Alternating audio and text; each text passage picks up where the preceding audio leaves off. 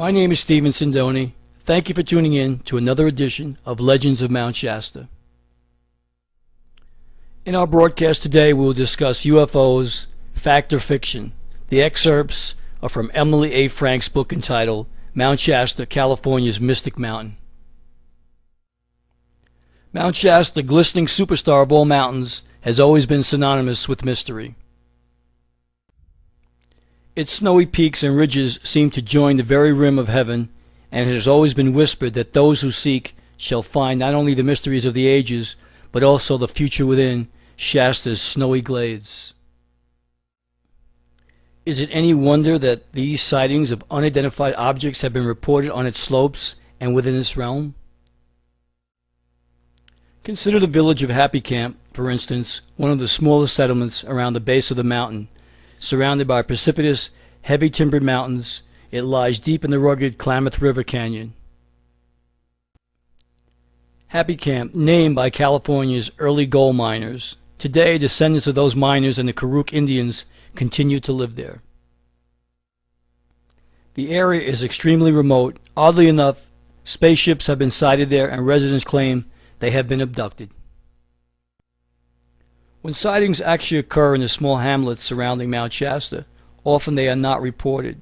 Or if they are, the persons reporting a sighting often retract everything they say for fear of public ridicule or for fear of losing their jobs, to say nothing of the annoying telephone calls. It has always been rumored that Mount Shasta is a fueling station for spacecraft and that they hide in the strange lenticular clouds which frequently form a perfect halo over the mountain.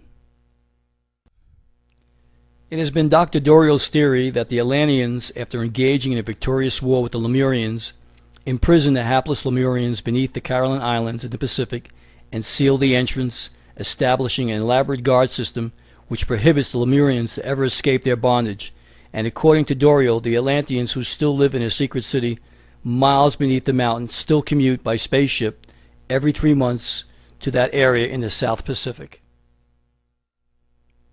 And so there are those who believe that some of the spaceships gliding locally on magnetic currents on moonlit nights are Atlanteans, and they live inside Mount Shasta. Whether or not the general public accepts the reality of spacecraft, the overwhelming fact is they have been sighted too often in the Mount Shasta area to discount the reality that they exist. As long ago as October 24, 1955, it was reported that longtime resident W.A.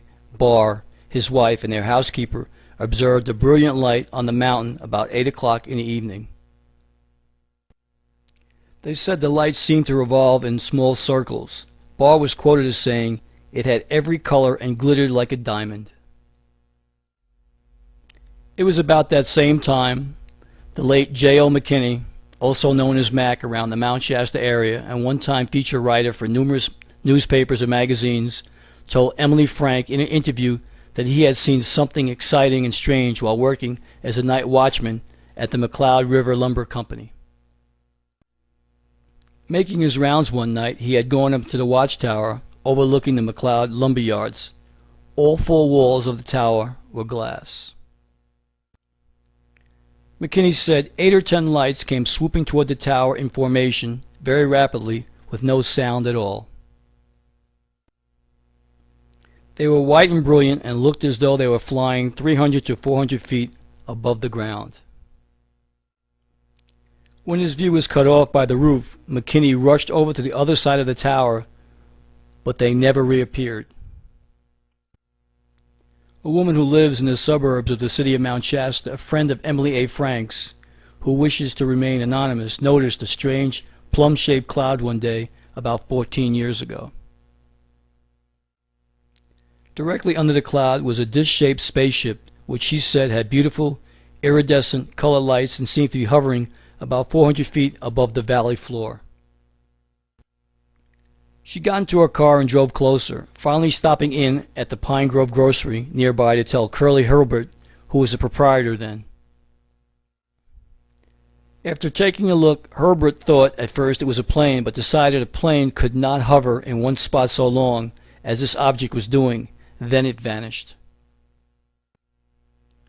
In the late 1960s, a Mount Shasta police officer, who for obvious reasons also wishes to be nameless, said in an interview with reporter Garth Sanders of the Reading Record Searchlight that he had seen two of the things. The first time was in the fall of 1963. He and another officer were patrolling during the night in the police car.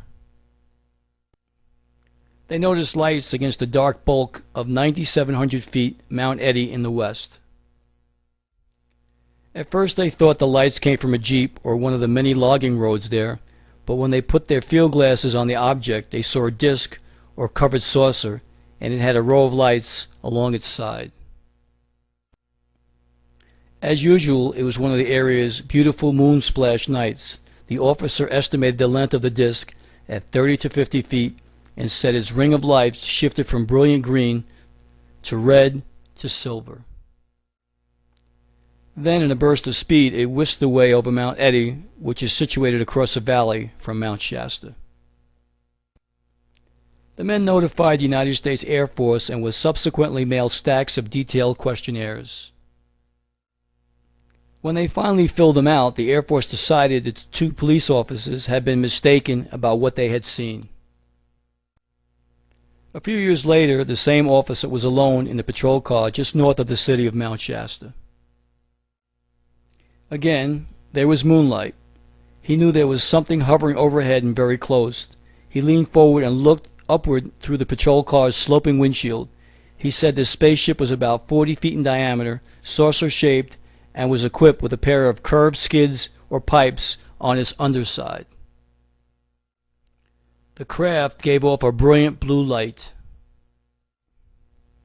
He radioed the dispatcher at the police station and asked him to go out into the street and see if he could sight the object.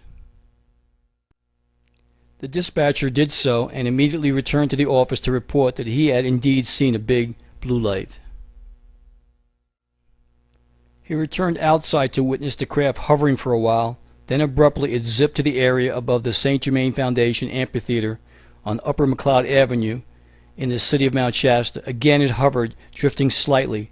Then it skimmed eastward and disappeared over one of the highest ridges of Mount Shasta. These are just a few of the credible UFO sightings over Mount Shasta. Thank you for tuning into the broadcast of UFOs, Fact or Fiction.